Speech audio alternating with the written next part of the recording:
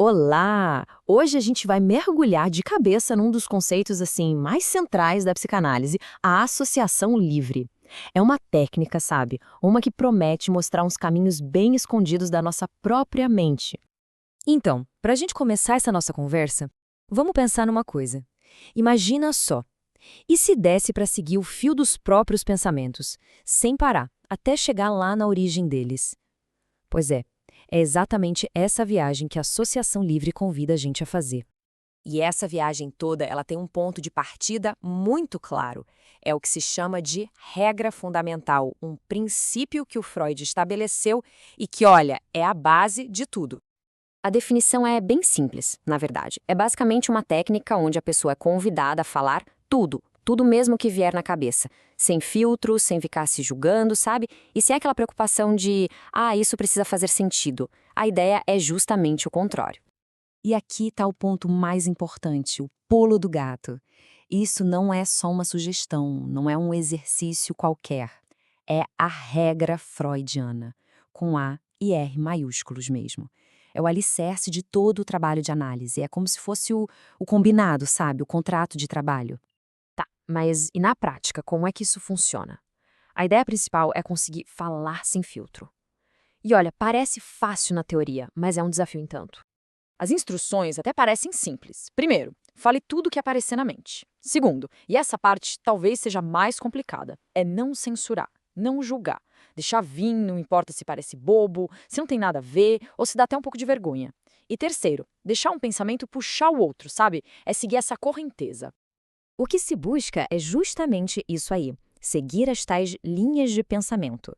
A sacada é que, quando a gente não fica interrompendo essas linhas com o nosso lado mais racional, elas começam a desenhar um tipo de mapa, uma lógica interna que, no dia a dia, a gente nem percebe que existe. No fim das contas, a grande ferramenta para essa exploração é a fala livre. É quando a gente fala sem essas amarras que aquele material mais escondido começa a aparecer. A fala vira o veículo mesmo para essa jornada para dentro. Mas claro, né? Essa jornada não acontece sozinha, num vácuo. Tem outra pessoa ali na sala. E o papel do analista é super importante e exige um tipo de presença bem particular. É muito importante a gente entender o que o analista não é. A função dele não é ser conselheiro, nem juiz, nem um amigo que dá palpite. Muito pelo contrário. O papel ali é ser uma escuta receptiva, um observador de padrões e, talvez o mais importante de tudo, um espelho. E isso nos leva direto para essa ideia do espelho freudiano. A função do analista é justamente essa, refletir o que é dito. Isso permite que a própria pessoa se veja e se escute de um jeito diferente, novo. É nesse reflexo que aqueles padrões inconscientes começam a ficar mais claros, a se tornarem visíveis. Ok, mas pra que tudo isso?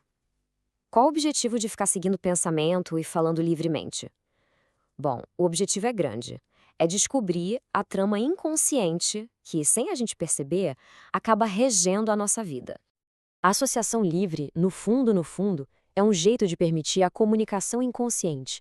Pensa assim, é como abrir um canal para que umas partes da nossa mente que geralmente ficam caladas possam finalmente se expressar. E o que surge daí? Bom, surgem padrões de comportamento que a gente repete sem nem saber por quê. Aparecem desejos que nunca foram ditos em voz alta. Conflitos internos que causam ansiedade, sintomas. E, com o tempo, vai se desenhando a lógica do jeito de ser de cada um, do seu caráter. Isso que se chama de discurso do caráter. Sabe, pouco a pouco, essa fala livre vai costurando uma história. Mas não é uma historinha consciente, toda arrumadinha. É a história de como aquela pessoa, na sua essência, se organiza, se defende, se relaciona com o mundo. É a verdade particular dela que vem à tona. O exemplo clássico de como o inconsciente dá as caras na fala é o famoso deslize, o ato falho. Sabe aquela troca de palavras, o tal deslize freudiano? Então, é aquele momento em que a gente acaba revelando um pensamento ou um desejo que estava tentando esconder. É como se fosse um pequeno rasgo no tecido da consciência. E tudo isso nos leva para um dilema central que a Associação Livre joga a luz em cima. É uma escolha que a gente faz o tempo todo entre dois jeitos de a nossa mente funcionar. A grande questão é essa: repressão ou recepção? A nossa tendência natural muitas vezes é reprimir.